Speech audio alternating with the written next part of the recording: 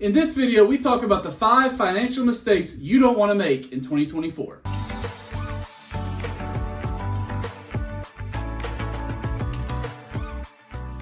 Welcome back to another episode of Gulf Coast Investing, where we talk about all things investing right here on the Gulf Coast. My name is Casey, and I'd love if you would like this video and consider subscribing to my channel for more great content just like this.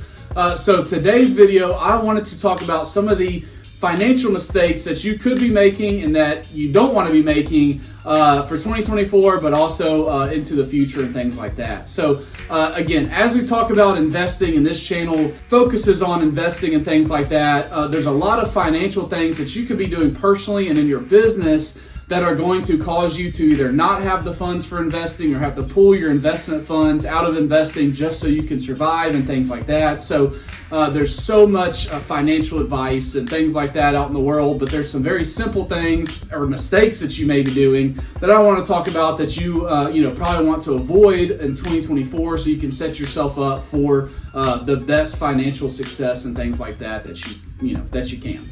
So the number one thing is not tracking your spending. So this is one that we're preaching to the choir here. My wife and I, we try to budget and things like that, track where we're spending. It can be so difficult to see where all your money's going out to and things like that. But we talked about it a couple weeks ago. What's not measured can't be managed. So if you're not measuring where your spending is going and where your budget is, then you can't manage it.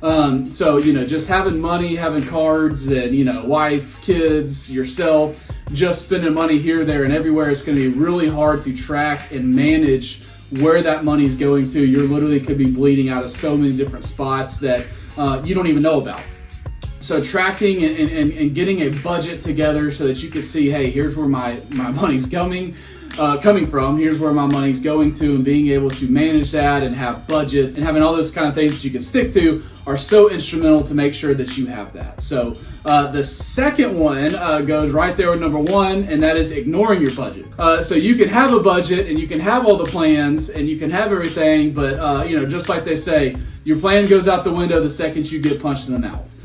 So when you're getting punched in the mouth, when surprise, doctor's visits and car, malfunctions and things like that happen, your budget can go out the window right there. And whatever you planned on spending, whatever you planned on saving, it's going to go out the window, right when emergencies happen. So making sure that you have that emergency savings and things like that are things that you want to do, so that even though you have the budget, if you're not sticking to the budget, then there's no point in having the budget in the first place. Again, you want to measure it so you can manage it. So number one, it's about measuring it. Number two, it's about managing and sticking with it. So you want to have that. So number three, I kind of mentioned it, and that is a mistake is spending your emergency savings, or even worse, not having an emergency savings. Budget, setting some money aside. So you speak to a financial advisor or somebody that's giving some money advice, and they say you want to have at least 3 months of savings tucked away. So we have a high yield savings account that we have about 3 months worth of savings tucked into. That way, if you get fired from your job, or something happens with the economy, or anything, you start having kids, your car breaks down, something happens with the house, you have that emergency savings and you're budgeting for it. That way you're not touching your regular budget, you're not touching anything because you have that. So number one mistake is not having an emergency savings. This number two mistake is using that emergency savings for something other than an emergency. So if you're touching that emergency savings to go take a trip, if you're touching that emergency savings to go eat out at night, that's what your budget's for. You're supposed to budget that, have an emergency savings account, have a travel account, have a kid's college account, have a food and entertainment account that all your money's going to. If you keep touching that emergency savings, all of a sudden your 3 months goes down to no month savings. And then when you actually have an emergency, you have no emergency saving to go into, and you're having to go into credit card debt, you're having to open credit cards and all kind of things from there. And then that's how the snowball, that's how the spiral, how you really get out of hand. So you want to make sure that you have that emergency savings and that it's sitting there for emergencies only. So number 4 is not paying off your debt. So they kind of all roll into each other. Like I said, you have your budget, you stick to your budget, you have your savings account that has your emergency savings in it. That way you're not having to touch debt. So again, if you spend your high yield savings account, or you spend your emergency savings account that's in a high yield account, then you're having to go into credit card debt. So many people, I think every American in the world, except if you're Dave Ramsey or his son-in-law or anything like that, have some debt, whether it's in your house or credit cards or things like that. So I'm mainly talking about with number 4 here is having or not paying off your high debt. So credit card debt that's at 25, 30, 40%. I mean, there's just some crazy credit card fees and all those kind of things these days. People that are just collecting that interest on the debt is just going to bring you down, and you are never going to get out of the cycle. Again, you could go buy something for $1,000, and if you do their credit card plan and you pay it off in 20 years, you've literally paid like $5,000 on a $1,000 credit card.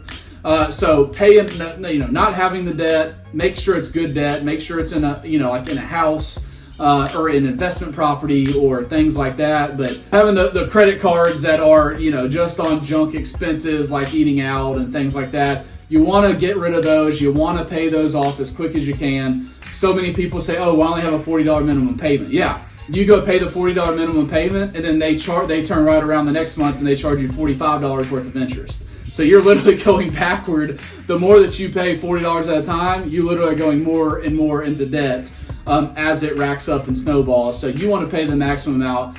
Get out of that junk credit card debt as quick as you can. Only have it there for your backup emergency when needed, when all else fails. Don't use it for your everyday stuff. Get rid of that credit card debt, and you'll be so much freed up. So glad that you got out of it, when you did. So the 5th and final thing is not saving for retirement. So one of the biggest mistakes you can make is not saving up for retirement. Again, you want to start as early as you can. You hear all the joke, oh, if I would have started saving for retirement at 12 years old, I could have been retired by now. Most people, they don't start saving or thinking about retirement until in their 40s or 50s. You haven't given enough time for the snowball effect and compounding interest and things like that to take place. One thing that we are just now opening, which I wish we would have opened years ago, is a Roth IRA. Roth IRAs are so cool because you can put a set amount each year into this account. Now this is post-tax, so you have a 401k that is pre-tax money that you or your employer can put into an account, and it's going to grow, and you only pay tax once you pull it out when you're in your 60s. Well, with the Roth IRA, it's post-tax money that you're putting into this account. And then once you turn 59 and a half, and again, the whole point is every year you put money in it and it just keeps compounding. You get dividends, it's going up in stock price. You may put in $100,000 over the course of 30 years. By the time those 30 years, that $100,000 may be worth $1 million. In a dream scenario, it could be worth $2 million. In a Roth IRA, when you pull that money out at 59 and a half, you get to pull all that out tax-free. So any of the income made off of it, any of the compounds as the stock goes up in price, as you're getting dividends, all that money that's staying reinvested in the account, you hit 59 and a half, you can pull all that money out, and it is completely tax-free. It's one of the biggest hacks that I have found in the financial and retirement world. But again, it's a big mistake if you haven't started thinking about your retirement. Obviously, first, you obviously want to make sure you're taking care of today. You want to make sure you can take care of today's bills. You want to make sure you're not going into debt. You want to make sure you have your emergency savings account. So make sure those are taken care of, and then really start thinking about retirement. They always say when your paycheck comes in, every month, make sure you pay yourself some. And that means, make sure you're paying some into your retirement. That way, that money can just start compounding. The earlier you start, the better, so that you can really set yourself up for financial success in the future. So make sure you check that out. So hope this video helped out. Hope you, again, start taking some of those steps. It's baby steps. Goes back to Dave Ramsey. I see some of his stuff. Not a huge follower of his, but I know he's got a thing called Baby Steps, just talking about making sure that you're setting things up financially the right way so that you can be set up for huge financial success in the future. I love the saying, live like nobody now, so in the future you can live like nobody. So, don't have to always keep up with the Joneses now, because later on in life, everybody's going to be in a bad situation. Really stick to it. Put yourself in a tougher situation now, and when everybody else is in that bad situation in the future, you're going to be set up for financial success and enjoying retirement a lot earlier, and you're not having to be a greeter at Walmart at 85 years old because you did the right things in your 20s and your 30s. So hope this video helped you out. Let me know if you have any other ideas or things that you're doing to save for retirement and to cut expenses and to cut debt. Hope you have a great week, and we'll see you next week.